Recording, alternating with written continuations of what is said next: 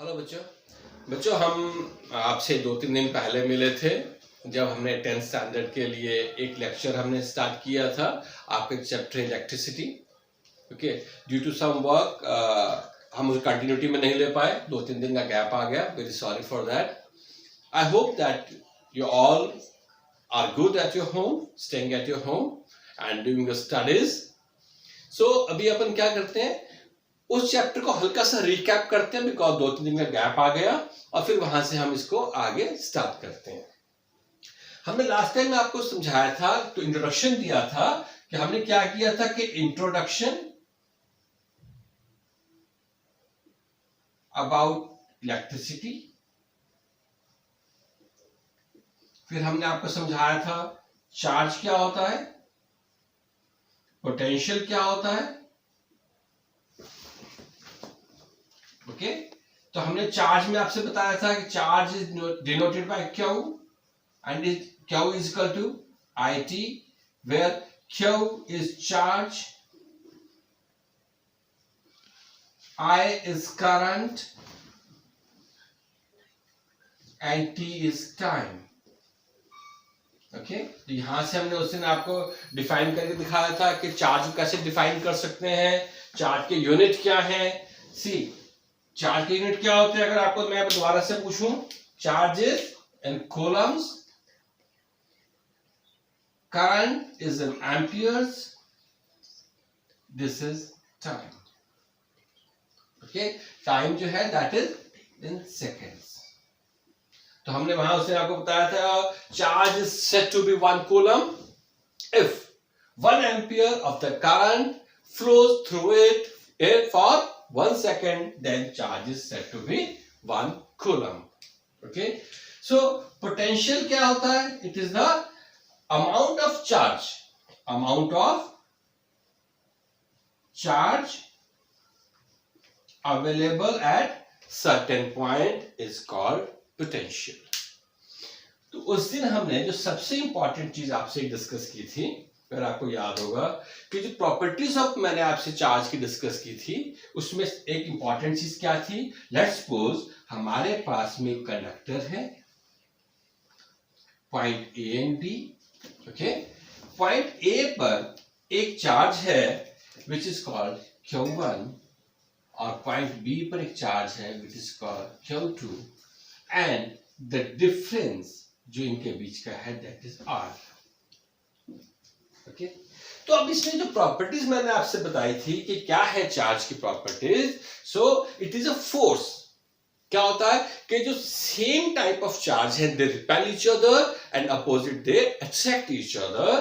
तो क्या रहेगा कि जो फोर्स होता है that is directly proportional to the product of the charges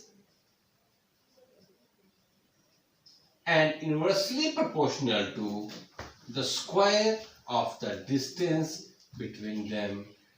Okay, it's very important and this is called your Coulomb's law.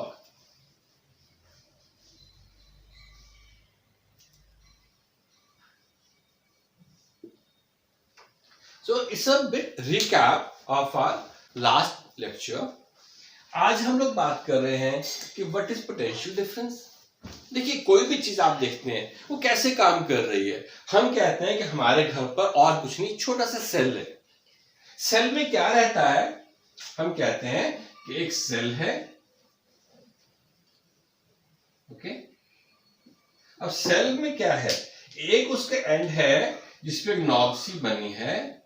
हम कहते हैं ये क्या है, this is called positive, this is called negative. Okay, अब इसके साथ जब आप कोई चीज घर में खेलते हो, कोई प्रोजेक्ट बनाते हैं, आप कोई से बल्ब कनेक्ट करते हैं लेट्स सपोज, तो वो क्या करता है, वो ऑन हो जाता है।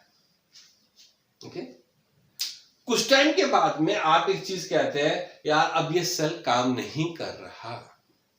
सेल तो वैसा ही है, उसकी देखने में बनावट वैसे ही है, कोई चीज चेंज नहीं हो रही, बट हम क्या बोलते हैं कि अब ये सेल जो है, अब ये सेल खराब हो गया।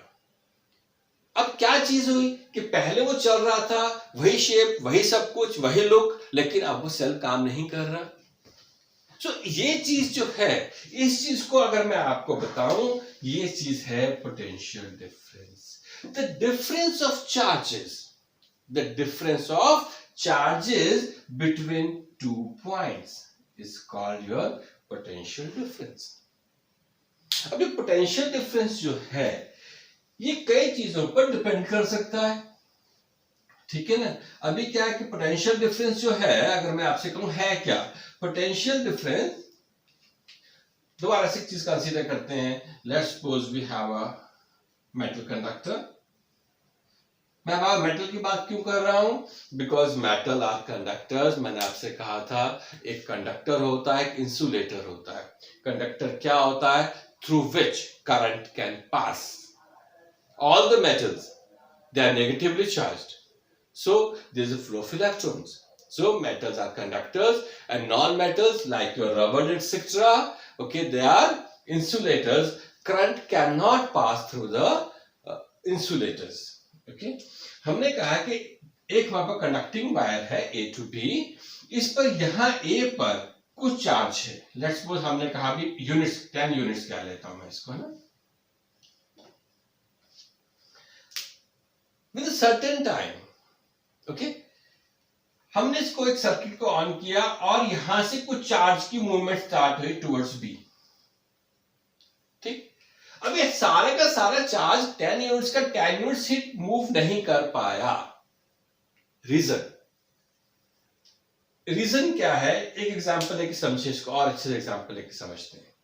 लेट्स सपोज आप एक क्लासरूम में, ओके, क्लासरूम में है, उसमें एक डोर है and it's a bell for your, आज छुट्टी हुई स्कूल की, बेल हो गई। अभी आप क्या कर रहे हैं? आप सब भागना शुरू कर रहे हैं। जब भागना शुरू कर रहे हैं, जब क्लासरूम से आप बाहर जा रहे हैं, एग्जिट तो एक है, उस एग्जिट से जब आप बाहर जाने की कोशिश कर रहे हैं, let's suppose they are 40 students in that room. तो जैसे ही बेल हुई आपकी छुट्टी के लिए, तो सारे के सारे तो एकदम से उस डोर से एग्जिट नहीं कर पाएंगे। तो क्या होगा? कुछ स्टूडेंट्स जो है भागते हुए साइड वॉल से टकरा जाएंगे, कुछ भागते हुए डोर से टकरा जाएंगे। तो क्या होगा अंत में? मान लीजिए ये 40 में से इन 1 मिनट आई सेड 10 स्टूडेंट्स, कुछ इधर टकराए, कुछ आपस में टकराए, ओके, एनर्जी का लॉस हुआ और 10 स्टूडेंट्स क्रॉस करके। अब क्लासरूम में कितने बचे? 30। 10 कहां गए? बाहर। There is a difference.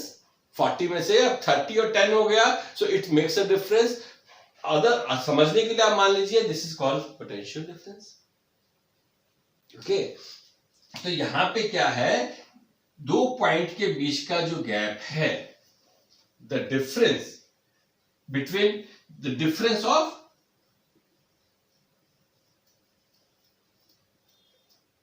potential between two points is called potential difference. या इसको अगर मैं आपके बुक के हिसाब से या बहुत क्लियर कट एक डेफिनेशन देना चाहूं, तो डेफिनेशन क्या बनेगी? वो डेफिनेशन बनेगी potential difference is the amount of work done in bringing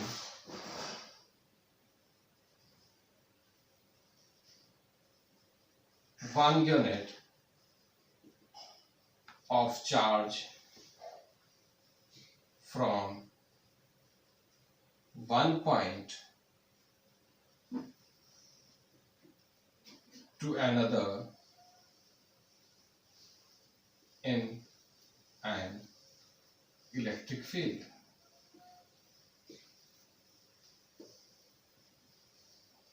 So it's a clear definition of the potential difference. And The units of potential difference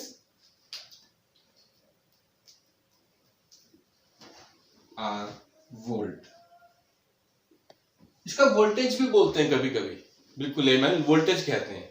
so denoted by V.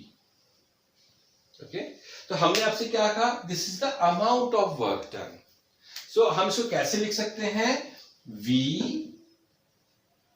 Is equal to amount of work done. Work done is W. किसके लिए, charge के लिए. Okay, तो क्या बना, मैंने कहा कि दिस इज जो आपको पोटेंशियल डिफरेंस है डिनोटेड बाय वोल्ट. इसके यूनिट्स क्या हुए, volt. Work done joules. Charge Q जो है that is charge in coulombs. Okay, so क्या हुआ, potential difference is said to be 1 volt if 1 joule of work is done in bringing unit positive charge from one point to another point. Okay, so we can write it as potential difference is said to be 1 volt if 1 joule of work is done and bringing 1 coulombs of charge from one point to another. So my dear friends, kids, this is called potential difference. तो आप ये बात को मान के चलना कि अगर वो डिफरेंस मेंटेन नहीं है दो पॉइंट्स के बीच में, तो कोई भी इलेक्ट्रिक सर्किट वर्क नहीं करेगा. जब मैं आपसे बात कर रहा था कि जो आप घर में, जो मैं आपसे कहता हूं कि आपके पास एक सेल है घर पर छोटा सा, ठीक है, जो आप रिमोट में डालते हैं, वॉच में डालते हैं, ठीक है, कहीं भी आप उसको यूज करते हैं, क्लॉक में, तो क्या रहता है उसमें ऊपर जो नॉब है, this is positive, this is negative. जब आप इस सर्किट को कंप्लीट करते हैं और यहां पे एक बल्ब का इंट्रोडक्शन करते हैं, तो क्या होगा, ये बल्ब ऑन हो जाएगा. कुछ टाइम तक ऑन रहेगा, फिर ऑफ हो जाएगा. क्यों, कि आहिस्ता आहिस्ता इस सेल में से क्या चीज है, जो पोटेंशियल डिफरेंस जो था दो पॉइंट्स के बीच में, वो खत्म होना शुरू हो गया. आपने कहा अब ये सेल मेरा डेड हो गया. तो सेल जब डेड हो जाता है तो उसकी शक्ल सूरत नहीं बदलेगी, लेकिन उसका पोटेंशियल जो है खत्म हो जाएगा. पोटेंशियल डिफरेंस मेंटेन नहीं होगा. वो मेंटेन नहीं होगा तो आपका सेल वर्किंग में नहीं रहेगा. हर चीज एक हायर लेवल से लोअर लेवल की तरफ में जाने की हमेशा एक कोशिश करती है, एक ट्राई करती है. Okay? Let's suppose water, it flows from higher point to lower point. अगर दोनों पॉइंट सेम होंगे तो पानी का फ्लो नहीं होगा. अब फ्लो नहीं होगा तो एनर्जी नहीं बनेगी. इलेक्ट्रिसिटी कैसे बनती है, बनती कैसे है कि जो वाटर लेवल है वो कहाँ है, जो हम कहते हैं वी मेड अ डैम. तो डैम में क्या रहता है कि पानी का जो फ्लो है, हम क्या करते हैं, पानी को ब्लॉक करते हैं. ब्लॉक करके क्या करते हैं कि पानी जो है एक, let's suppose there is a river, हमने क्या किया, आगे से रिवर को ब्लॉक कर दिया. ब्लॉक करके क्या करते हैं, we are just increasing the water level. पानी ब्लॉक हुआ, वाटर लेवल राइज किया.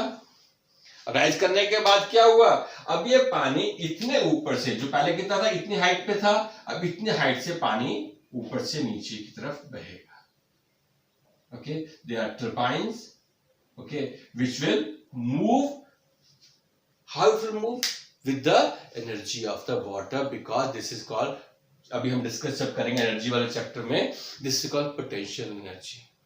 The energy develop in a body due to the position. अभी क्या है, पोजीशन क्या हुआ, पानी ऊपर चला गया, पोजीशन से जो डेवलप होता है that is called potential energy. तो इस एनर्जी के कारण ये जो गैप मेंटेन हुआ, आप मान लीजिए this is called difference, which is called potential difference. Okay, potential difference, इसको वोल्टेज भी बोलते हैं, यूनिट्स आर वोल्ट, ये मैंने आपको अच्छे से बताया. ठीक है, अभी इसी में जब हम आगे बढ़ते हैं तो आपका एक और इंपॉर्टेंट जो मुझे लगता है दैट इज कॉल्ड सर्किट्स. देखिए, सर्किट्स के बिना इलेक्ट्रिसिटी नहीं चल सकता, राइट. अब जब हम सर्किट्स की बात करते हैं तो हम कहेंगे इलेक्ट्रिक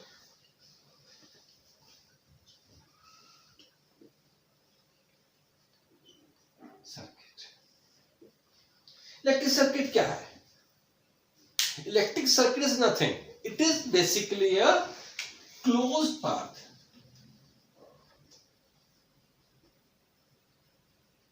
क्लोज्ड पाथ जिसमें क्या मूव करेगा? करंट. ओके, ये कब मूव करेगा? जब हम इसको स्विच ऑन करेंगे.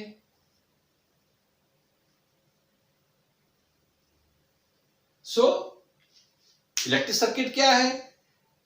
It is a basically arrangement of different instruments in an electric field or closed path. हम क्या मेजर कर रहे हैं? हम बेसिकली क्या मेजर करना चाहते हैं उसमें? Current end voltage.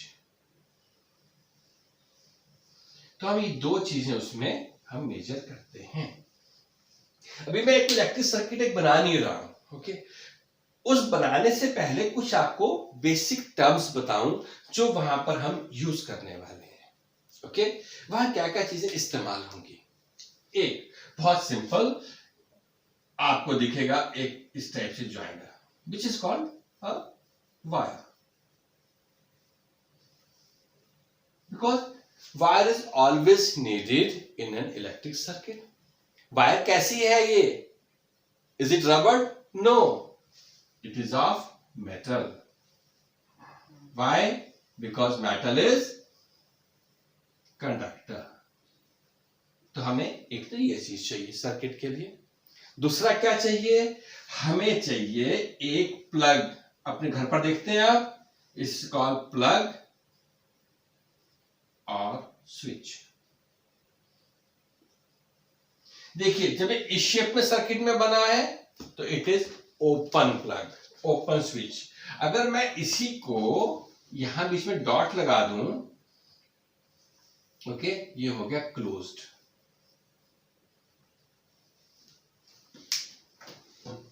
ओके, तो कहीं कहीं आपको ये इस शेप में भी मिल जाएगा, ओपन, इसको नीचे कर देंगे तो closed.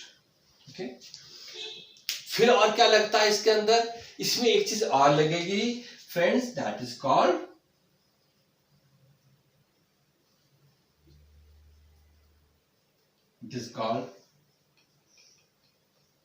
Resistance.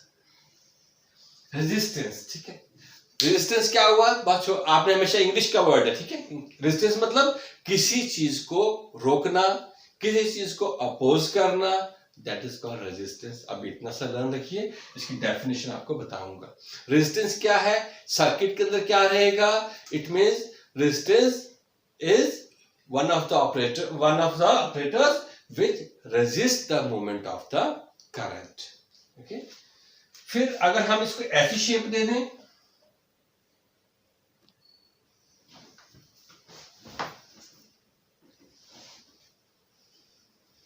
it become rheostat.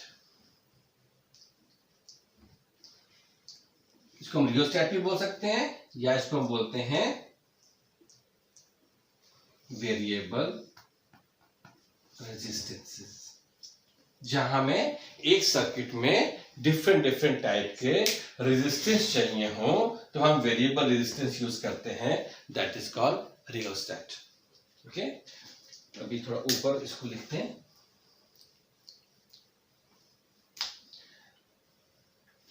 अभी हमें और क्या चाहिए इसमें, और हमें बहुत जरूरी है कि हमें करंट को मेजर करना है। अब करंट को अगर मेजर करना है तो हमें एक इंस्ट्रूमेंट चाहिए होगा,